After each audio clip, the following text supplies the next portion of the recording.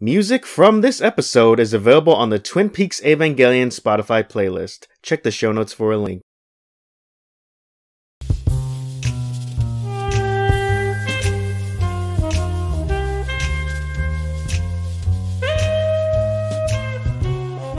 Through the darkness of futures past, the magician longs to see one chance out between two worlds. Shinji, get in the fucking robot. Welcome everybody! This is Twin Peaks Evangelion, another bonus episode for your asses. I'm Craig and I'm here with my buddy Vincent. Vincent, how are you, my dude? I'm ready to step into the Black Lodge. Awesome. So generally on this show, what we do is we watch and talk about either Twin Peaks and or Evangelion. Today, we're not going to be talking about Evangelion much, I don't think. So apologies for all the weebs out there that are tuning into this. Vinny, I want to ask you though, apart from your premium subscription to Pornhub, what have you been watching lately? I have been watching Season 1 and Season 2 of original Twin Peaks. Cool. Very cool. And if this is your first episode with us, Vinny's whole shtick is that he went through watching the entirety of Twin Peaks The Return before getting to this point, without having watched any of Season 1 and Season 2. So now we're at a place where, basically, Vinny, you've seen most of the entirety of the Twin Peaks canon. I'm 90% cool. there. I'm 90% there. 90% there. There is one big piece of the puzzle missing, which we'll get to. But yeah, I thought it would be cool to just do this little bonus episode to talk about. We're not going to sort of recap every episode of the original Twin Peaks or anything like that. That would take about a week. Rather, this would be more of an informal episode. So just overall, Vinny, watching these original two seasons, which are 30 years old at this point. What did you kind of think overall, just in a sentence or two? I think that Season 1 is one of the best opening seasons to any drama out there.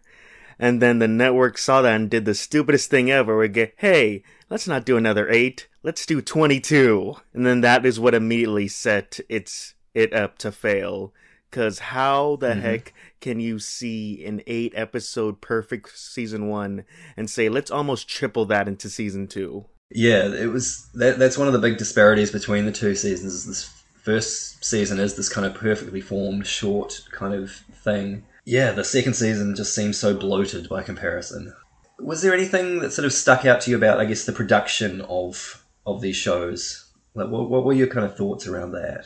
My thought was like, well, first I did a little research to see what channel this was on. This was on ABC. Which is like, I could have never guessed that this was on ABC. I would have figured this would have been on like NBC, because ABC I always think of like sitcoms. I never think of like dramas or serious stuff like that. So that's already a red flag on why there was such a mismanagement of the show via the network. As far as the production wise, it was so good at just setting the mood, setting the tension. Especially for like the time, like of course like the special effects are all dated. I can see the seams of the green screen stuff like that, but I still was into the mood whenever they were trying to establish it, various angles or movement of the camera between tensions between two characters and stuff like that. So I could feel the quality that was behind the lens through how much I was seeing on the lens. Right. It's interesting your point that you made about ABC. At the time when ABC was kind of looking to pick this up, I think they were like one of the lowest rated channels in America at the time. They were just not getting the ratings that other networks were. And this was a huge risk for them. This was a huge gamble. As we've come to know, this was a massively influential show. And a lot of that was because it was so different and so innovative. Relatively big budget, I think, and compared to what they were working with. And it was a big risk. But ultimately, it was the first season at least was a huge payoff for them. Massive ratings blitz. It was a phenomenon when it came out. I want to talk, Vinny, about the characters of the original show, because obviously not everybody that was in the original show made it into the return, and vice versa. There were a lot of characters in the return that weren't in the original series. My first question for you, Vinny, is were there any characters in the original series that you wish that you'd seen in The Return? Any characters that you wanted to sort of see what had happened 25 years later? My favorite character that wasn't in The Return was Pete. I love Pete. He's such a good man. He just wants to fish. And all these people are trying to get him on the bullshit, like, just let me fish. And then Yeah. when the season 2 finale happened, I'm like, God dang it, he's probably dead. Yeah. He was briefly in The Return. He was in a flashback form. Yep. Yeah, he is a great character, and the old fish in the percolator scene is a classic. But also just his line in the first episode, she's dead, wrapped in plastic. Like, that's just such a strong statement, especially with his accent and his performance. Like, God, I can see how that first episode was already got the hook and everyone viewing it. Like, my God, he's so good. But also in the flashback scene from The Return, I can appreciate it more because throughout the entire first 2 seasons, he's trying to fish with someone, whether that be with Josie or Audrey, and then you get to see him go enjoy his fishing day without discovering Laura Palmer's body. He just walks up to the pier and just lets it out. I'm like, good for you, Pete. Yeah. Good for you. Yeah. Yeah, and I mean, if we sort of think about that a little bit, I guess in a way it's Pete that kind of kickstarts the whole narrative. Yeah. Like, he's the one that finds her body. He's kind of the starting point for the whole saga, really, isn't he? Yeah. So yeah, it would have been difficult to have him come back in The Return, given that he died in around 1997. No. Yeah, this was the actor Jack Nance, who worked with Lynch on a lot of his films. He was the main protagonist in Eraserhead. Ooh. Interesting film. But yeah, he was in most of Lynch's productions up until Lost Highway was his last one, which came out in 97. I think he might have died in 96. Well, do you know if the character Pete was supposed to die in that season 2 finale? Yeah, I don't think there was a decision made about whether he would have died in that situation or not. Given what you know about characters and how they act in The Return, was there anything that was kind of really radically different from in the original series? Like, were there any characters or situations where you thought, God, I would not have picked that this character would be like that based on what we saw in The Return? Was there anything along those lines? I mean, more and so of like the soft recasting of like Sheriff Truman, where like in The Return, Truman, the brother of this Truman, was very just like by the books and all that. Whereas Harry, he has a relationship with Josie. He has an open secret relationship with someone who is involved in all the mystery, whereas the Truman we have in The Return is just there to be an authority figure. So I thought that was very interesting to have that element in The Return. I mean, in the original series. How do you think The Return would have been different if we did have Harry Truman in there? It would have been so different because like he saw like Cooper going into the Black Lodge. He saw the curtains and he saw him disappear, and he waited all night and day for him. So he knows of the existence, whereas New Truman, I doubt he even, I mean, maybe he's been told about it or stuff like that, but he hasn't seen the other weirdly stuff until it happens in his office. Yeah, I feel like Frank Truman is more kind of like has an open mind about this kind of stuff and is willing to kind of hear and think about it. But yeah, you're right. Harry definitely had that sort of more direct. Yeah, he sort of saw things with his own eyes, kind of. I was listening to a podcast earlier, the Twin Peaks Logcast, which is very good. The guys on there, they sort of speculated that in one of their episodes that if Truman were to show up in The Return, then potentially he wouldn't be in law enforcement. He might, and that kind of got me thinking. Perhaps after all the stuff that he's experienced with Josie and with seeing his good friend absorbed into an extra-dimensional space or whatever the hell was going on, and all the stuff that sort of presumably followed that, there's a good argument that he might not stay on the force. Yeah, it could have been like a shell of a man that only like original recipe Coop could have saved. Like it could have been another like fuck yeah for the finale. Like you just see like the shell of a man throughout The Return, and then when Cooper like picks him up on the way to the sheriff's station, and then then that's when the real like duo are back. It could have been something like that. Yeah, absolutely. Yeah, that would have been really interesting. And we know that after Josie's death, started drinking heavily and all that kind of stuff. I wonder if we might have a bit more of maybe a Sarah Palmer situation on our hand in The Return with that character. And then also another character was Bobby. He was a Mm. punk kid who just liked getting into trouble and messing around versus like the Mm-hmm. strict lawman who got shit done, who was action man. He was ready to take out a sniper outside the diner. But no, he was Yeah. just this punk kid who just wanted to sleep with multiple women and just do whatever he wanted. Like, what was kind of your response to that? You know, seeing him in those early episodes. It was first a shock until I saw his relationship with his father, Major Briggs, and it was like, oh, okay, having that cold, desensitized father figure who was just so Mm. just non-sharing of emotions. Like, oh, okay, I can see why you act like this. This is your Sure. upbringing. I can see why you want to Right. rebel. You have the ultimate figure of authority with a man who's all about his job. Like, yeah, now I get it. And a job that he can't talk about either. Like he can't, he has to keep everything really closely guarded for national security reasons, I guess. But then they also share this beautiful moment in is it the second season where Yeah. he's talking. Yeah, it's an iconic moment where he's talking about his vision and how he would see Bobby grow and develop and and then embrace or whatever it was. Beautiful, touching moment. And I wonder if that was kind of the moment that sort of set Bobby on his path. Yeah, but also like the threat of like almost dying from all his antics. Finally, I should probably get on the good side of this. Yeah, it was after that he sort of tried to do the straight and narrow thing and tried to work for Ben Horne Yeah. and had all that kind of plot and everything. We'll address the Audrey elephant, the Audriphant in the room soon. Apart from Audrey, who do you think is the worst character in the original season? Oh shit, Ben. Ben? Yeah. In Yeah, terms of in terms of the worst being, the most despicable, or yes. the most, or the one that you didn't like the most.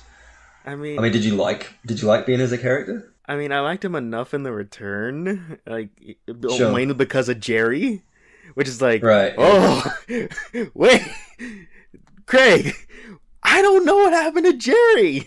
What the hell happened between two and is what?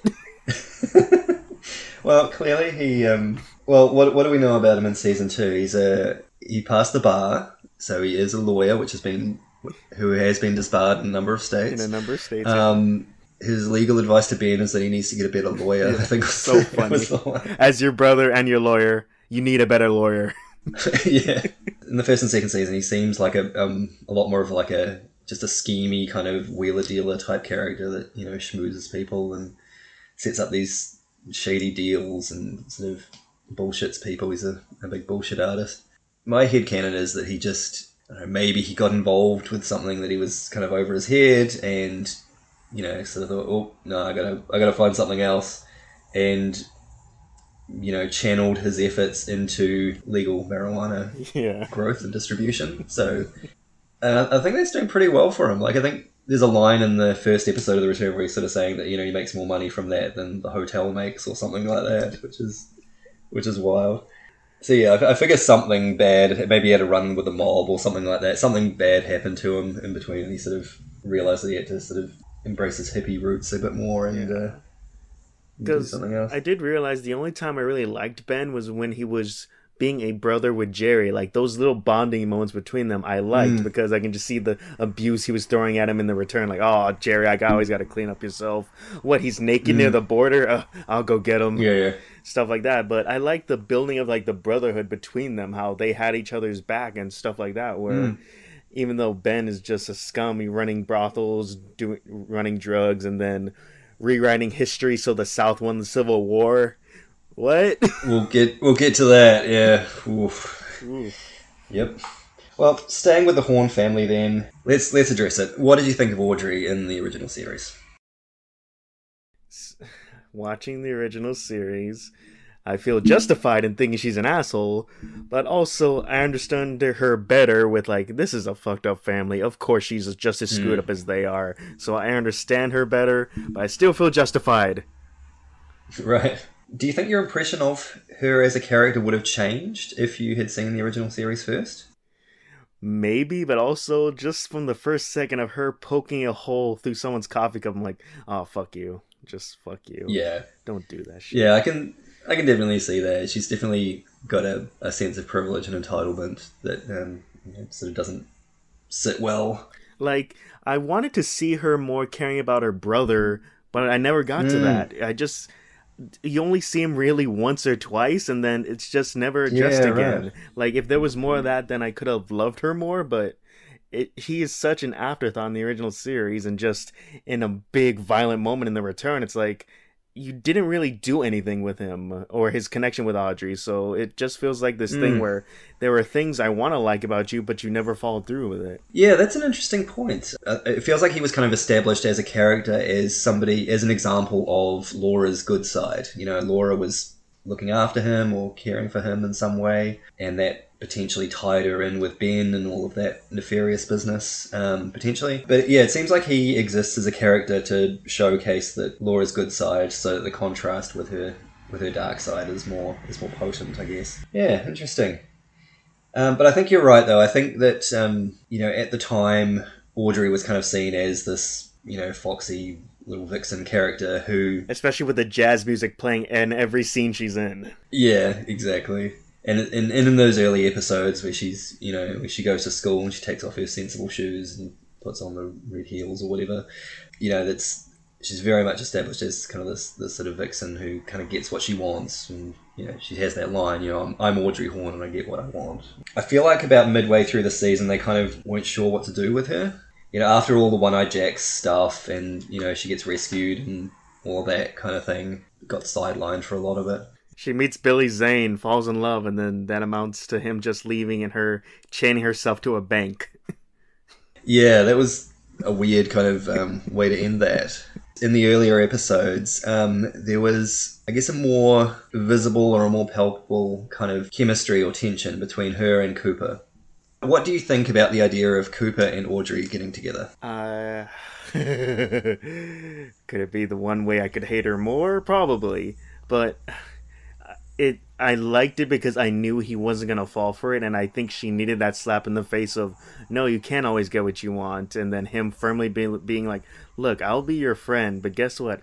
I'm just as fucked up as you are, probably more. So we probably need a friend rather than someone you can seduce, and I really liked that being the end of it. Cool. Yeah, a lot of this is kind of speculative, but production-wise, I think that was the intention, was to have them become an item. And there's conflicting reports about all of this kind of stuff, but at the time of filming, Kyle MacLachlan was actually dating Lara Flynn Boyle, Donna's actress, and basically the idea that Cooper and Audrey would get together was kind of quashed, I think, by Kyle or some of the cast, and there's speculation as to what was motivating that. I think the official line was that he's an upstanding FBI agent. He's and this is an 18-year-old schoolgirl.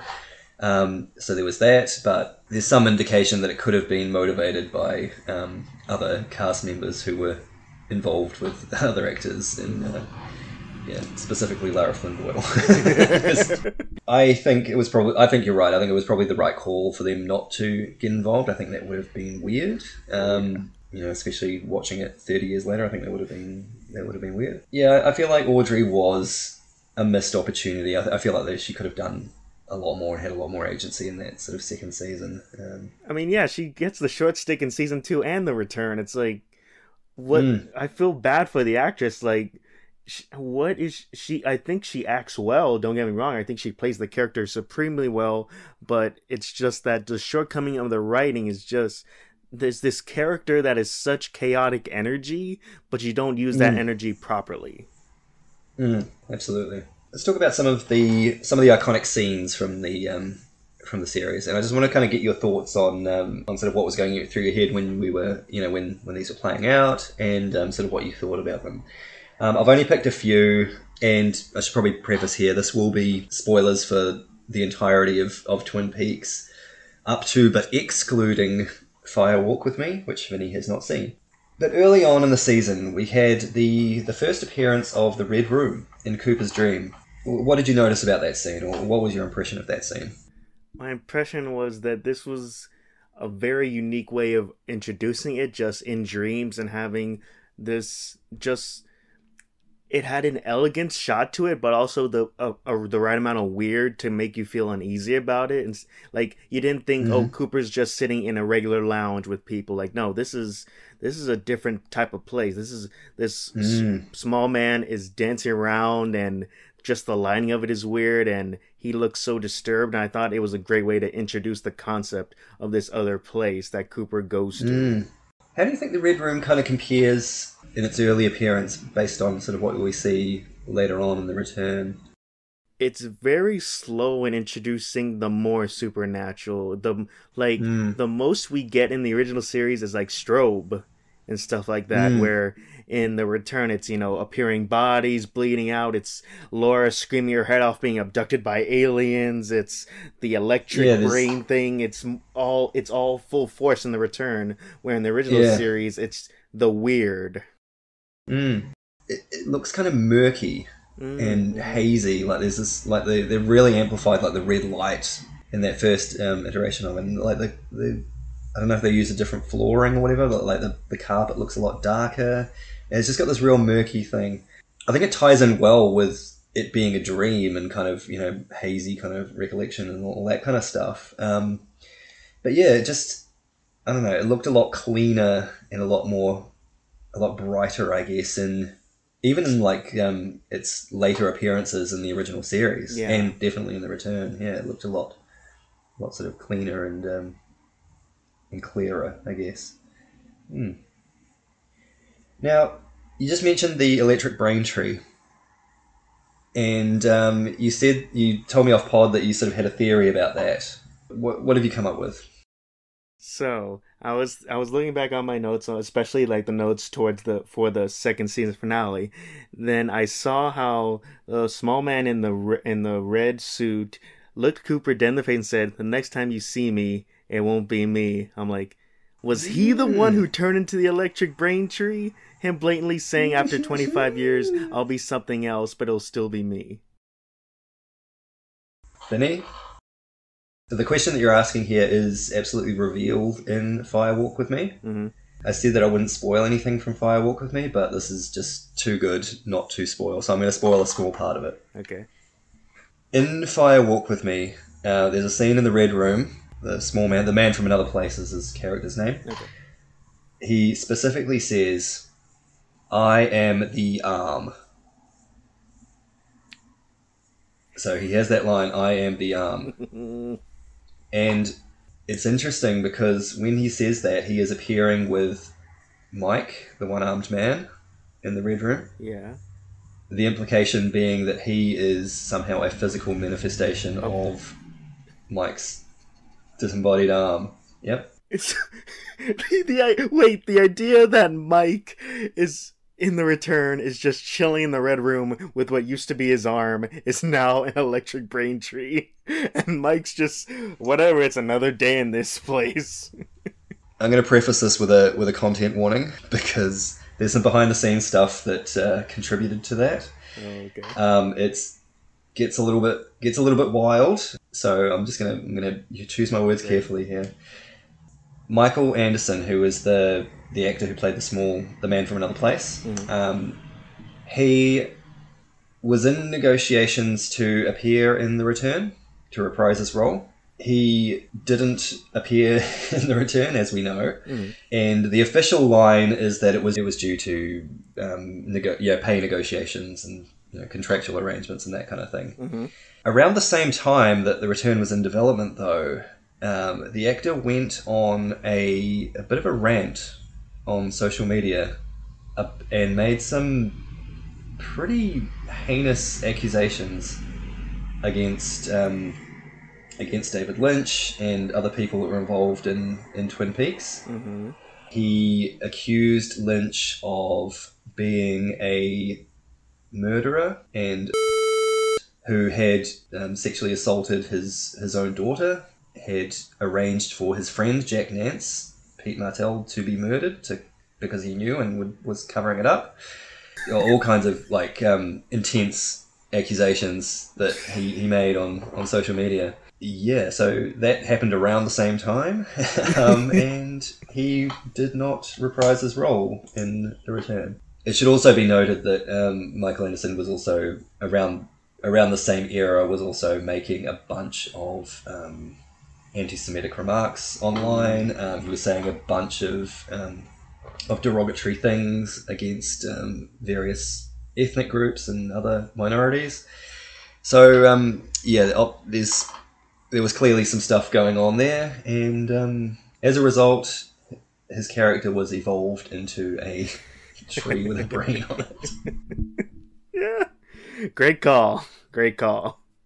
But it's just very, very funny to watch Firewalk with Me and hear I am the arm, and then have the first episode of The Return where Mike points out the evolution of the arm.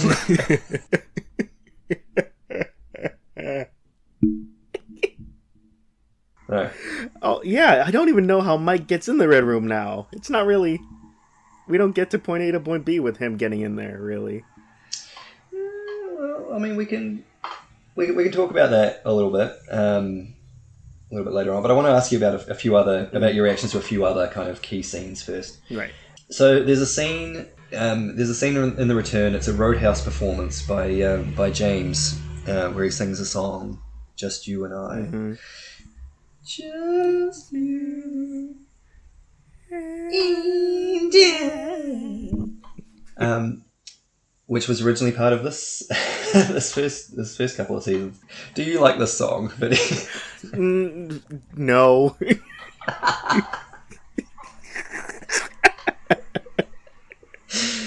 It kept coming up. I'm like, God dang it! What the fuck?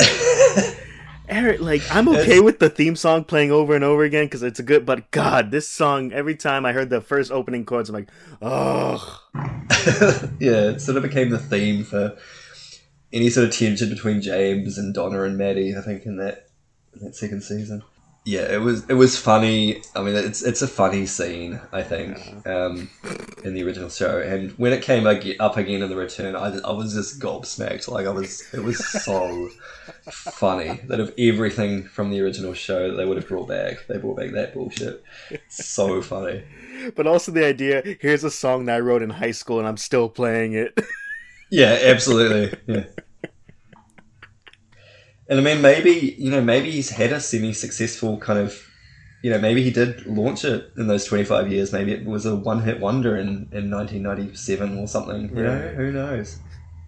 And he's still sort of touring on the back of that. And maybe, I don't know, maybe he's opening for Eddie Vedder at the Roadhouse.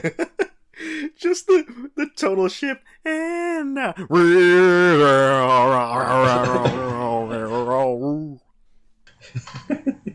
Jeremy spoke in class today. Nice little throwback there. I do like that scene though in the original show because it does end with Maddie having that vision of Bob, where Bob is crawling over the couch cushions in that one sustained shot. That is a horrifying so scary. He is he's scarier than that Slender Man thing in The Return, honestly. And we'll talk about Bob a little bit later, but he is. Those appearances are creepy. Like especially that one where he's crawling over the thing, and you think it's going to cut away, and it just doesn't cut away. Jeez. And yeah, dude. Let's talk about, and again, another spoiler warning. Let's talk about the scene where Maddie is murdered. Oh yeah. This is a David Lynch directed episode, and probably one of the most horrific things that's ever been shown on network TV, especially in 1991. Yeah. What was your reaction to that scene? It was just like, because I already saw like the downturn of Leland. I'm like, okay, I remember my original theory is that he killed Laura with that one little flashback that's apparently in Firewalk with Me of him seeing Laura sneak out with James and all that, and him like creepily looking through the curtains like, ooh, and stuff like that. Yeah. And then just seeing his downturn of insanity, like, it's one thing where like it's a grieving father mourning like a child, but then just the more he downturns, the more I'm like, he did it somehow with the white hair or just his Mm, obsession over music and stuff like that, and the way he looked at Maddie. And then once he like mm. grabs her and just shoves her against the frame, it's like, oh, okay, this man's killed before, and he's killed a woman who looked just like Maddie. Horrific stuff. Yeah, really, really nasty. Behind the scenes for that, there was some interesting stuff because Laura's killer was a closely guarded secret. Nobody except I think David Lynch and Mark Frost. I think they were the only people who knew who it was going to be for a long time. And their original intention was that they wouldn't ever kind of reveal who it was if they had their way. Obviously, the networks jumped in and demanded that they reveal it. So that's kind of what happened, and that's what we ended up with.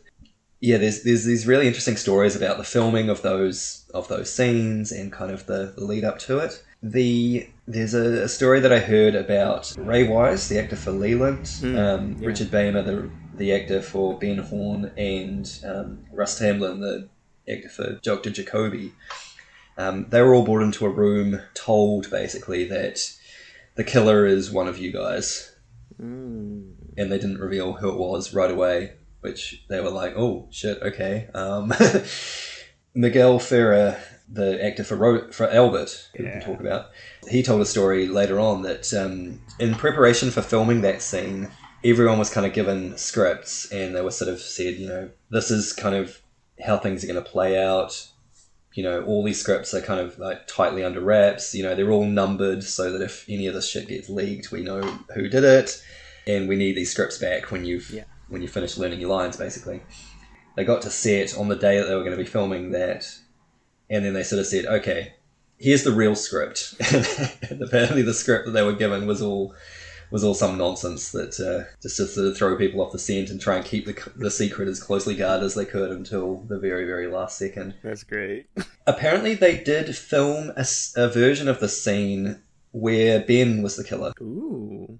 And I don't know if that was as an insurance policy in case Yeah. The information got released and they needed to sort of switch gears really quickly, or to sort of throw people off the scent. But yeah, that footage has never been released anywhere. I don't know if it still exists, but that would be fascinating to see. I think that would be really interesting. One thing going back on how like the never reveal Laura's killer. One moment that really struck out for me in watching was the funeral of Laura and how Bobby goes, "We all killed her," and I figured like, yeah, that's the answer. We all killed her. I mean, why you didn't need anything else? It's just Bobby blatantly telling everyone, "Want to know who killed her? We all did." Like, yeah, that's the answer. That is a great scene, and I think you're absolutely right. I think that Sorry, I'm just waiting for a motorbike to go past. It's James. Run! No.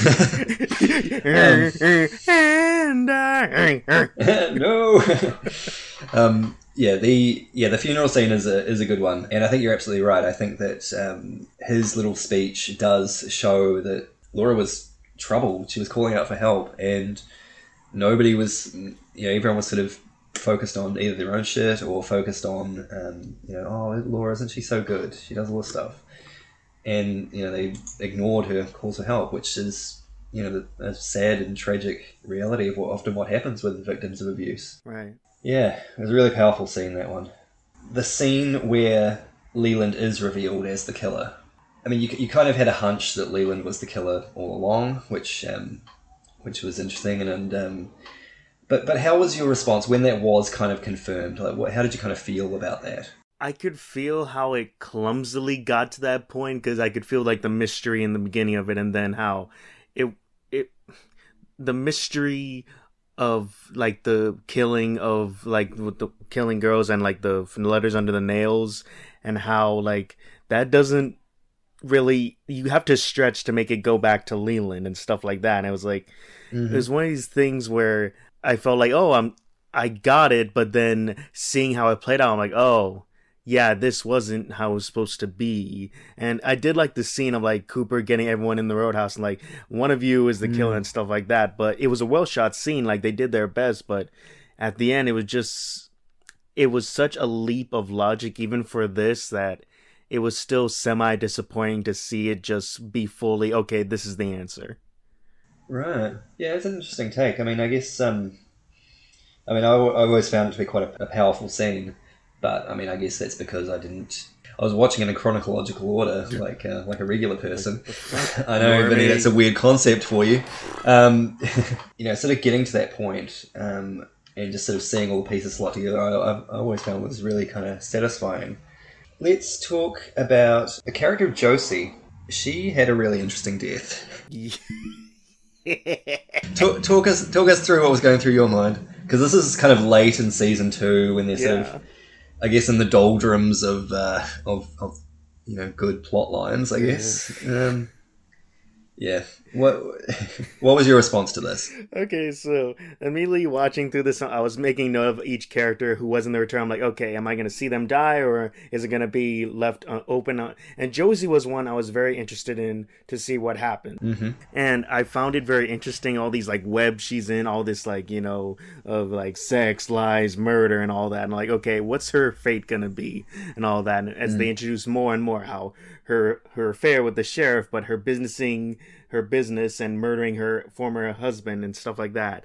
And then I was so certain the second we saw her, where it was going to be Truman, Cooper, both pointing a gun at her as she's pointing a gun. I'm like, all right, well, it has to be Harry who shoots her, and that's going to be his tragic story moving on and stuff like that. Yeah. And I was ready for it. I was just sitting there tense, like, come on, Harry, I know this is going to be hard, but you got to do it. She's going to kill either you or Cooper, so you got to do it. And then, once she fainted, I'm like, huh? Then I saw Bob. I'm like, okay, what's happening?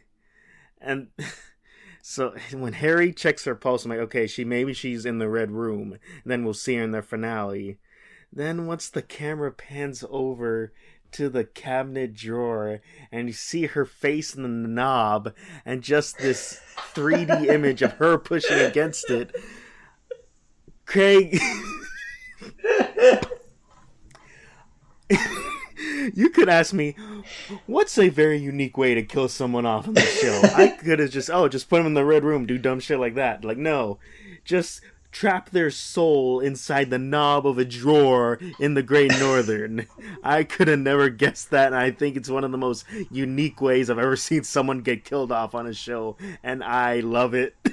I mean, yeah, it's so funny. We've got different views on that, I think, because that was not a Lynch-directed episode, I don't think, and I feel like... Really? I feel like it was kind of... Obviously, Twin Peaks is more than David Lynch. There's a whole network of writers and directors who are crafting this story. And from what I've heard, Lynch was kind of checked out of a lot of it. And, people would kind of come to him with ideas and he'd be sort of like, yep, okay, sure, that's fine. And, just let them sort of have free reign with it. I feel like, my interpretation of that scene, and, from every time I've watched it, what has been sort of like, the writers and directors are kind of like scrambling. Each episode is kind of getting lower and lower ratings. We're getting closer to potentially being cancelled. My interpretation of that scene was that the writers and the directors came up with, okay, let's think of the most out there, wacky, David Lynch-esque shit we can think of, and we'll just do that. And they just came up with the idea of putting her on a doorknob. Even the fact that like Bob shows up and the man from the other place shows up and dances on the bed for a second, like that just seems like, okay, let's just throw this stuff in there to sort of vaguely tie it back to some of this other stuff that's been established and will come up again. But nah, it always just struck me as really weak, and it just kind of like, it was a bit of an eye roll, to be honest. Now I'm gonna rewatch The Return and see if there's any joke about a knob acting up at the Great Northern and stuff like that. Well, I was going to bring that up. There is a scene... there's a couple of scenes in the Great Northern. Do you recall there's a scene with Ben and Beverly where they're in one of the offices and there's that weird kind of humming noise? Yeah, you're right. Trying to find it, and it seems to be moving around the room, and it seems to be kind of trapped in the walls. Yeah. Yeah, there's kind of some interpretation that potentially that humming noise is Josie's spirit, maybe? I could believe it, Which is interesting. And she's kind of trapped inside the wood Like she's traveling through the wood in the Great Northern or something like that. Oh my god, what if, like, the only one who could hear her is, like, Log Lady, but she doesn't give a shit about Josie? She's like, leave her in there. Yeah, Josie sucks. Before we get into a discussion of the final episode, what do you think the dumbest Season 2 subplot is? Oh, and there's a few contenders here. shit. Some of the main ones that people bring up are, the whole arc with James leaving town and visiting Evelyn, and that whole bullshit. There's the whole bit about Nadine gaining super strength and going back into high school. There's the nonsense, it's not really nonsense, just boring sort of subplot around Norma's mother being a food critic and coming to town and giving the Lara a bad review. There's Audrey and Billy Zane stuff going on. Andy and Dick adopting a child who might be the Antichrist. I had fun with that one. I'm not choosing that one as the dumbest. Yeah. I mean, obviously, after Laura's killer was revealed, there was a sense that they were kind of scrambling to sort of fill episode space, and there were all these weird little side plots going on, and a lot of them were not particularly interesting. What do you think was the lamest one? Catherine being an Asian man.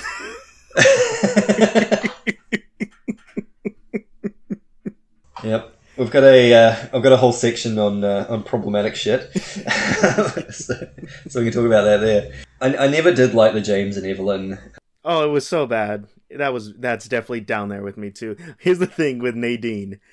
I hate how good she is at acting at it, because she was great. She's giving 100% her energy, her just mannerisms and everything. She's so good in it. So she's using her superhuman strength to lift this turd of a storyline. Yeah, which is so absolutely funny because they justify her having so much strength. Oh, she's just got a bunch of adrenaline going through her.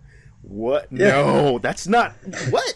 There's a scene early on. I think it's her first scene where Ed comes in. He spills grease all over the floor or whatever, and she's on her rowing machine, and she sort of like bends the thing back and like, Argh! It kind of felt like when they were developing that plot, they were kind of looking at that early episode and think, oh, actually, yeah, Nadine's established as being really strong. Let's pick that up and run with it. Let's put her on the wrestling team.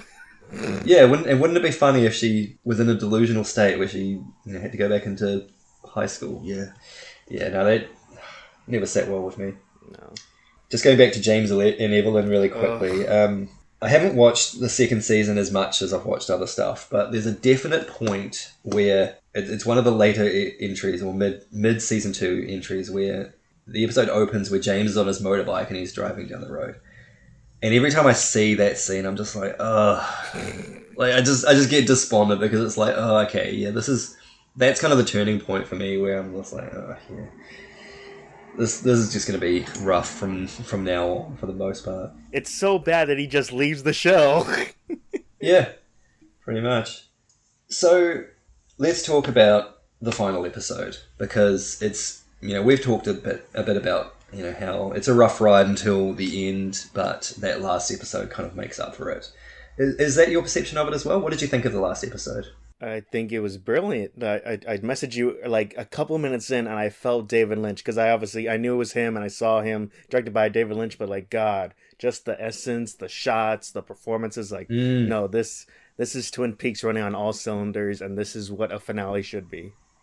What I love about that episode is that obviously we spend the bulk of it in this kind of surreal red room, all this kind of weird stuff is happening. That's kind of the bulk of the episode. But I love how quickly we kind of establish that. And I think one of my favourite scenes from it is the scene, just speaking about Nadine again, the scene where Nadine basically comes to the realisation that she's 35 years old. Yeah. And I just love how quickly and efficiently Lynch, just in one short scene, dispatches that whole entire plot. He just kind of like, nope. She's woken up. She realizes who she is. She doesn't recognize this teenage boy. Hit that shit with a sandbag and kill it. And I just love how efficiently he kind of just gets that nonsense out of the way. It's great. Here's what I love, because that scene is so fast versus the scene in the bank where the man is slowly getting Audrey water. It's like, this is brilliant, because yes, give me more of this shit, less of that shit. I love you, David Lynch. Yeah, that bank scene is so good. I don't know, there's something about the way that David Lynch choreographs an old man, slowly wandering from one end of the room to the other to pass somebody a beverage. It's so funny. Then does it again, It's so looking good. for the safety deposit box. Like, looking at the Yeah. key, looking at the boxes, slowly guiding them. Like, oh, he does it twice, and it's so good. And then that scene ends with just this amazing, like just this extreme explosion and the glasses of the flying guy. through the air. It's so good. Yeah. Cinema. Yeah, it is. It's perfect. And obviously we do spend a lot of time in the Red Room. What do you see as, I guess, the function of the Red Room? I see it as the gateway between two worlds where Bob is clearly, he's not a person, he's just a presence. And maybe it's the way that Judy also gets things to the human world as well. Maybe that's how she functions and how she does her dealings. Because it feels, watching everything TV series wise, it feels like Bob was made to be this threat, but in the return, he's revealed to be just a mini boss, and Judy is the one who's actually the boss of all this. So it was meant to keep your eye not at Judy, but at him, to build this man up, to build him up and build up Mr. C, as in, no, that's the real final boss. And then at the end of the return, it's like, no, Judy was the final boss, you just weren't paying attention, and then bam, you lost. Yeah, I think there's definitely some credence to that. I mean, there's talk, especially towards the end of the second season, where there's a lot of discussion around the Black Lodge and the White Lodge. You know, the Black Lodge being an evil space, and the White Lodge being a space of love and compassion and stuff like that. I think the man from another place does sort of specifically say this is the waiting room, referring to the Red Room. So I feel like that is kind of like the junction between our reality, or the reality of the show, and these extra dimensional spaces of the White Lodge and the Black Lodge. And I don't know if we've ever seen the Black Lodge or the White Lodge themselves within the context of the show. There's some speculation that potentially the place in the return where the fireman is based, that sort of black and white theatre kind of space, that the White Lodge? Maybe, who knows? But yeah, I think that the Red Room definitely does sort of function as that kind of that sort of junction point between the two. So let's talk about Bob then a little bit more. It's established in the show, and curious to see whether you picked up on this, that Bob and Mike, I guess, they're referred to as inhabiting spirits. Yeah. So the idea being that they used to be partners and they used to work together to basically to kill people and to be like chaotic forces. Within the context of the show, Mike denounced that and removed his arm as a result, because his arm had a tattoo on it that tied them to this evil lifestyle. But basically that Bob sort of went rogue and is a demonic force which will then inhabit people. Knowing what we know about Bob and about Leland's activities, I wanted to ask you, Vinny, to what extent is Bob responsible for Leland's activities, and to what extent is Leland responsible? The way I looked at Bob is like, he is just an enhancement of evil. He enhances what's already there. So I think that Leland downright is deep to his core is probably just an angry man with who he associates with Ben and Jerry. Just they all vibe together, we're all pieces of shit. So I think just Bob just enhances everything.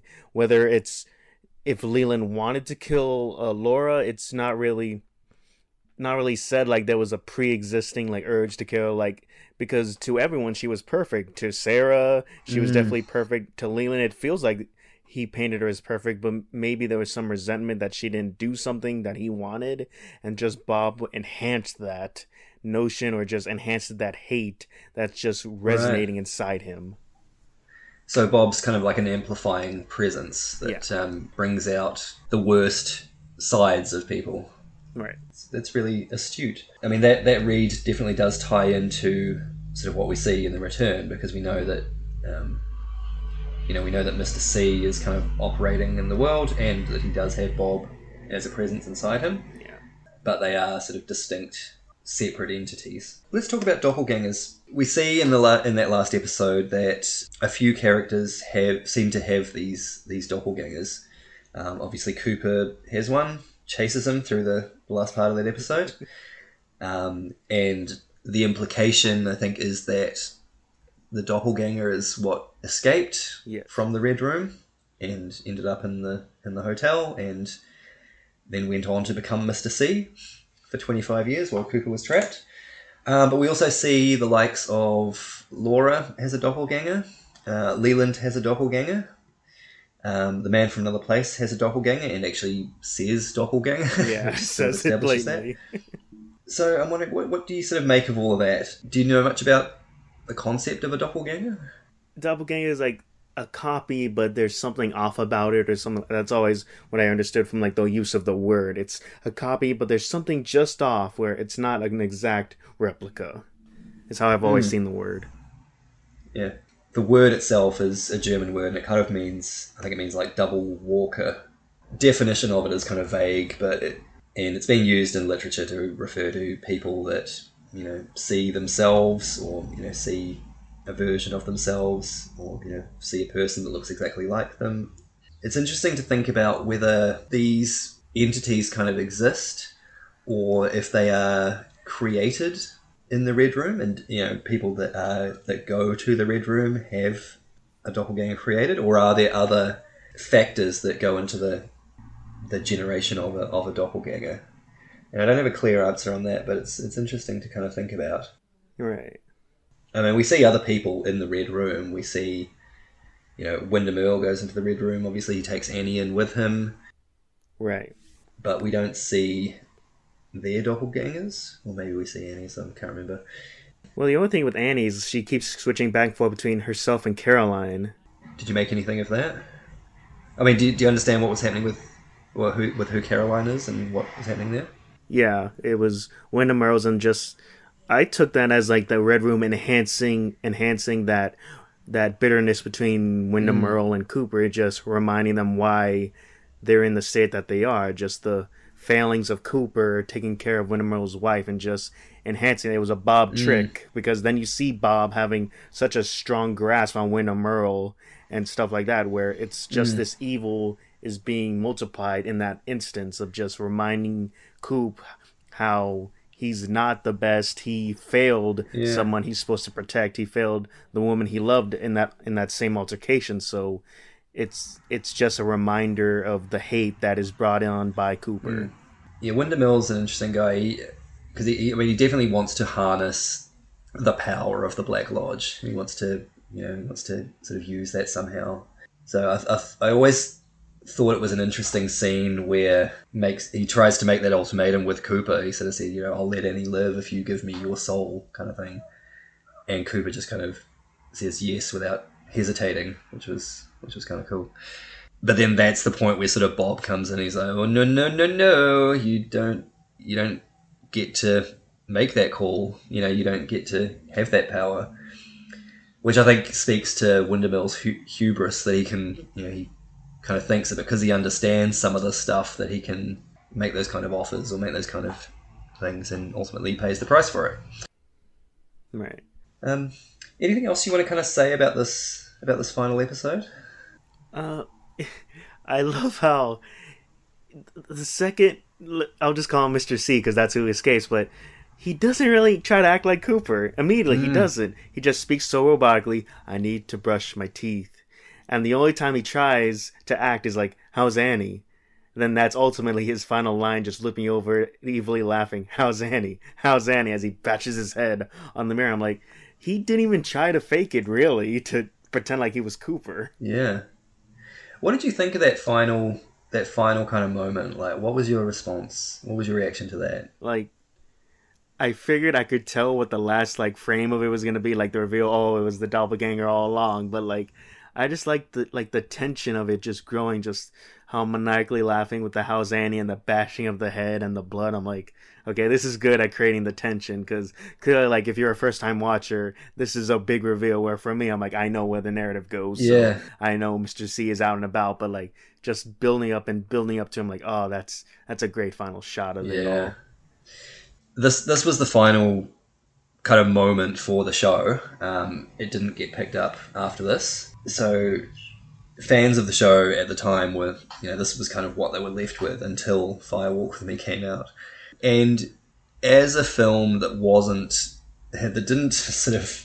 didn't so much expand on what happened after that, you can kind of see how that would be frustrating. Before we get to Final Walk With Me, though, I just want to briefly touch on some of the more problematic shit from particularly the second season. So there's a bunch of things that kind of happen here. Obviously, you spoke to it before. There's an extended subplot with an Asian character, Mr Tojimura, who we find out is played by Piper Laurie, a very non-Asian woman. Was it a surprise when that was kind of revealed that it was Catherine in disguise? It was and wasn't, because like the season 1 finale was so great. All these like open plot threads, like, oh, the Catherine and Shelley get out, or what happens with Leo and stuff like that. And then once it comes back, it's like they just go, oh, Catherine's dead. It's like, is there a body? No. It's like that's a huge loose thread. So I'm like, Catherine's showing up. Yeah, we know enough about soap opera narratives that, a character is dead but there's no body, then 100% that character's alive. And also, like, Shelley is out, so it's like, well, they both ran out together, and it's like, duh, like, of course she's alive, because she had Shelley in hand as they were leaving the fire. Right. It was just the scene of introducing this businessman, just Ben chilling out in the lounge of the Great Northern, being told about the critic coming, and then just locking eyes with this person who is 100% not Asian, but dressed as an Asian man. And him just nodding. And just... oh, it's just the mustache, the makeup, the look in the eyes. I'm like, oh my god, this is... that. I knew the second I saw him, like, that is not an Asian person in there. How long did it take before you realized it was Catherine? Did you recognize her before the big reveal? No, it took the reveal scene, because it was like, why would they do it? Because I was more worried that the intention was, this is an Asian person, but we couldn't get an Asian actor, so just put someone in there and just let's pretend. I was more worried about that, but then I'm like, oh, thank God, it wasn't supposed to be an Asian person. Oh. Behind the scenes, that was an interesting thing, because nobody on the set, apart from Piper Laurie, who played the character, kind of knew that Catherine would be revealed in this way. So she had to come in, several hours before everybody else on set and, get made up like that, and was introduced to the cast and crew as some Asian actor. And she sort of spent her time, pretty distant from the rest of the cast. And there's stories from the cast where they're sort of saying, oh, you guys are a bit weird. Like, Piper Laurie, who plays Catherine, she told a story once about how Richard Beymer was kind of trying to suss it out. He was kind of scrutinizing her, and it's like, she could see him from across the room, sort of going, something's up here, something fishy going on. But apparently he didn't know until the scene where she reveals herself, and his reaction there was kind of a genuine one. Which is pretty cool. Yeah, so that was definitely sort of problematic in terms of representation and stuff. What about Ben's Civil War reenactment? How did you feel about that? Like, he takes for granted how much Jerry and Audrey love him, because they were all on board with putting on costumes and having a full reenactment in his office. And it was this interesting thing where I was slowly understanding what was happening, because it was him and Doc who were negotiating the terms of the surrender. I'm like, wait, they chose words very carefully, because he was saying how his side's generals are allowed to go back to their homes, and I'm like, come on, say what else is in that treaty and stuff like that. I'm like, oh, that's why you stop right there? Okay, let's just forget about the entire reason the South was fighting for. And I have to admit, there is a degree of ignorance on my part, being a not from America, and we didn't learn about the Civil War and all this kind of stuff. But I'm picking up what you're putting down there. And it is jarring watching watching these scenes in 2021 or 2022 and seeing, Ben waving a huge Confederate flag and, what the sort of the context of that these days means. And, almost as weird as hundreds more of Confederate statues still up. That would be weird, right? In this day and age, that would be weird. It would, that would be unusual. Yeah. I mean, I wouldn't think that it would be a cause for celebration, but or veneration, I guess. But anyway, there's other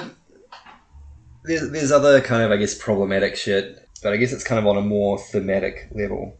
Obviously, there's themes of sexual abuse. There's themes of incest, I guess. There's themes of underage sex trafficking and all of that kind of stuff, which, I mean, how do you feel that the treatment of those really serious subjects, how do you feel that stuff was treated in the show, given that it was on network TV in the early 90s? I feel like they honestly tried their best they could, given how limited restrictions I can imagine there were, and stuff like that. Just more problematic stuff from where it's like, this is very much of its time of, like, Hawk misgendering Denise and just how many jokes there are of that. It's like, I understand it's a product of its time, but I still can't help but just at it. I was gonna bring that up. How do you feel that the representation of Denise as a transgender character was? This is a time when, I'm happy to be corrected on this, but I feel like there weren't that many. This might have been one of the first representations of a transgender character on, mainstream TV, which wasn't a dude cross-dressing to get in the girls' locker room or, played for comedy or anything like that. Which I know there's absolutely a distinction between transgender and cross-dressing, obviously.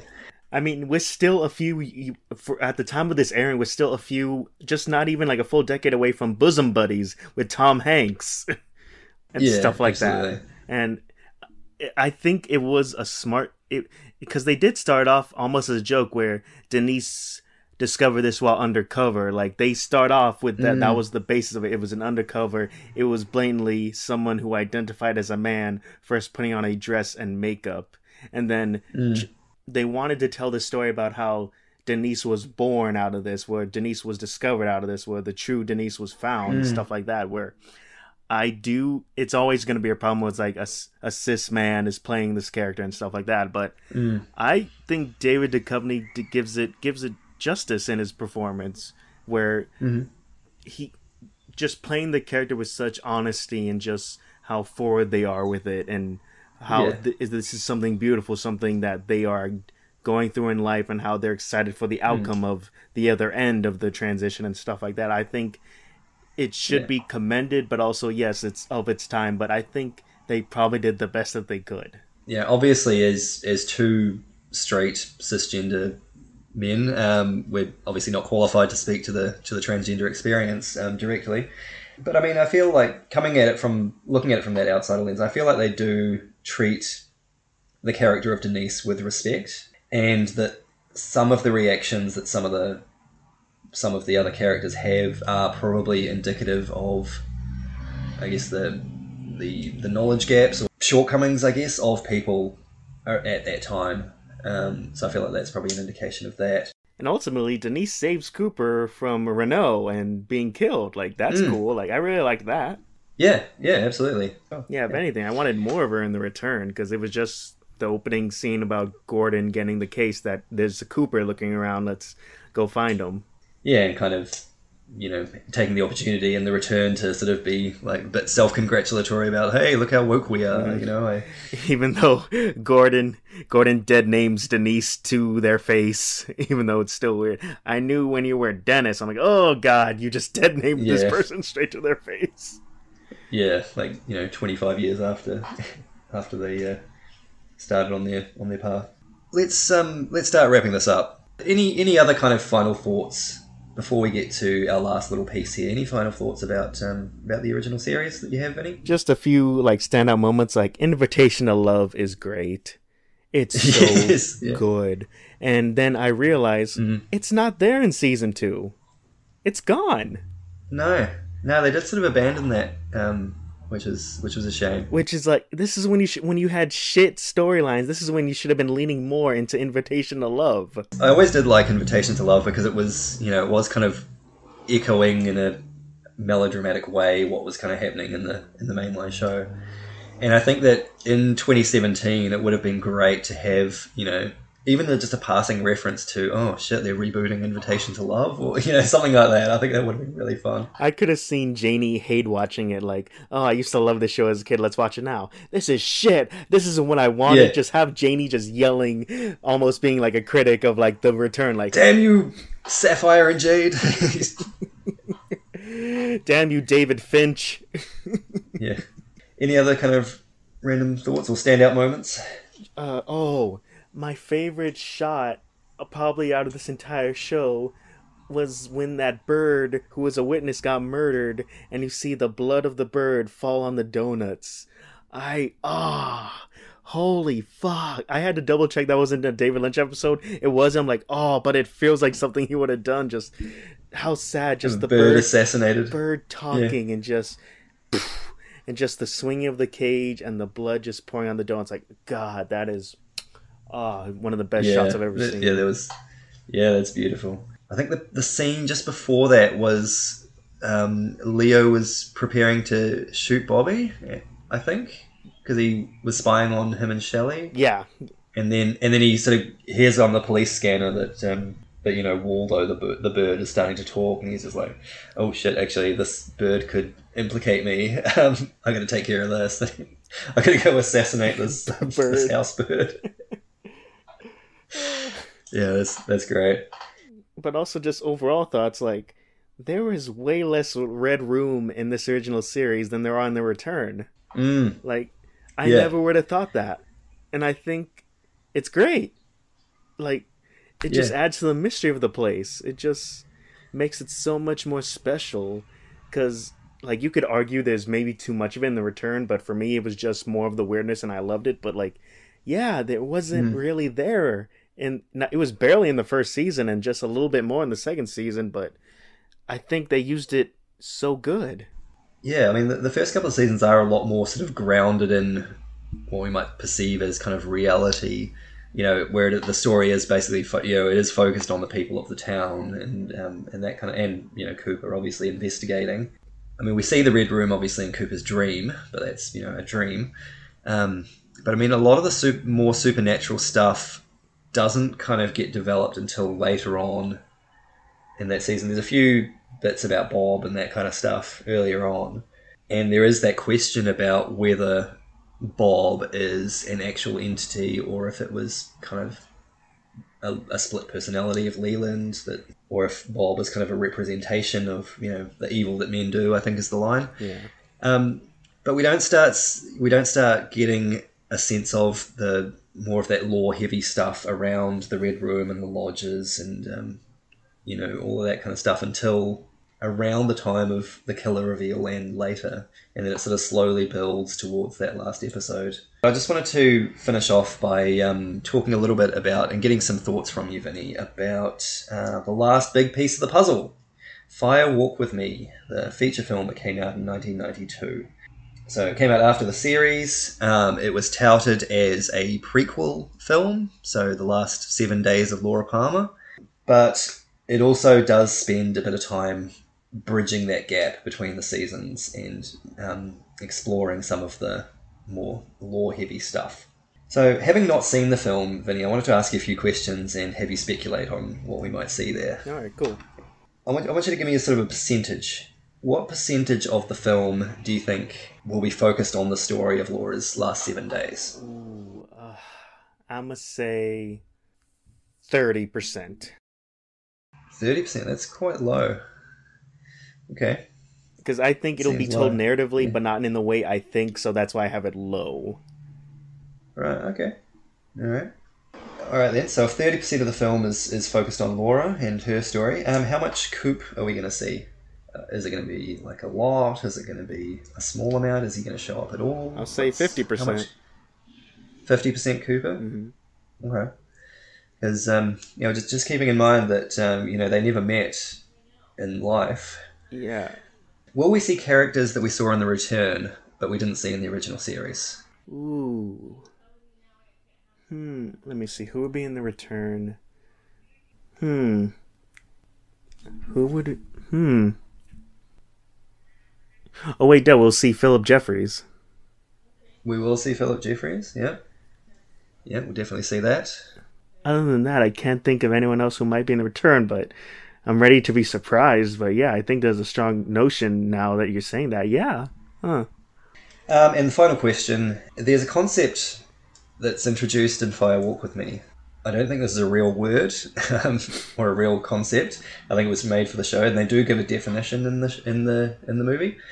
But I want you to tell me what it is. What is Garmonbosia? Garmonbosia? Garmonbosia. May I hear it in a sentence, or is that... Yes, you may. Garmonbosia is a concept that was introduced in the feature film Twin Peaks Fire Walk With Me. Thank you, Craig. Okay. Country of origin, USA. Thank you. Garmonbosia. I can make this a little bit easier. There's a character who says, "Bob, I want all my Garmonbosia." Okay. Bob, I want all my Garmonbosia. Garmonbosia is a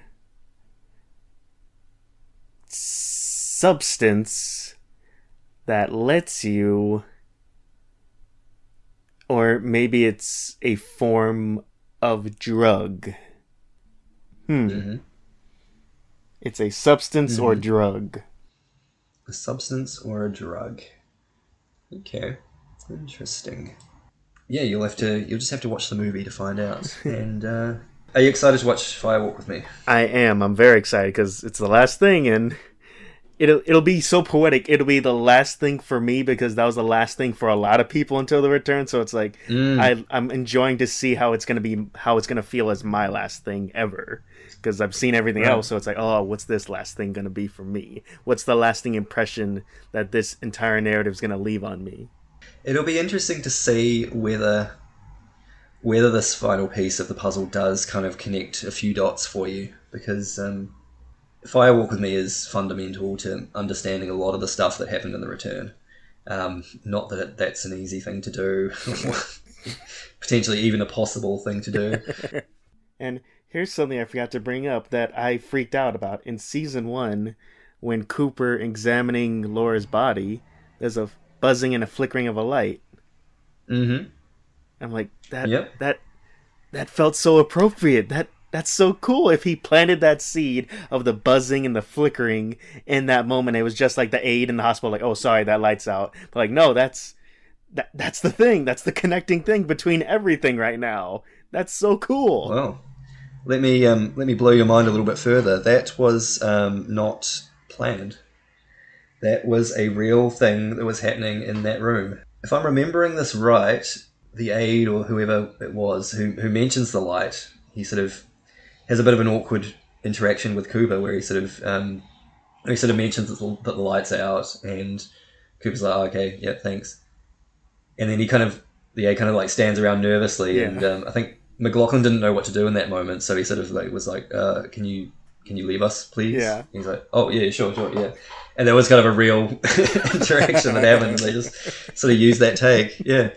But I think it was one of those things where something in the real environment on set was happening, and Lynch sort of saw it and thought, yes, this just adds another layer to this whole thing, and it just kind of became an iconic part of the show. It's so good. Oh, I love it. Oh, God, love it. It's good. It's good stuff.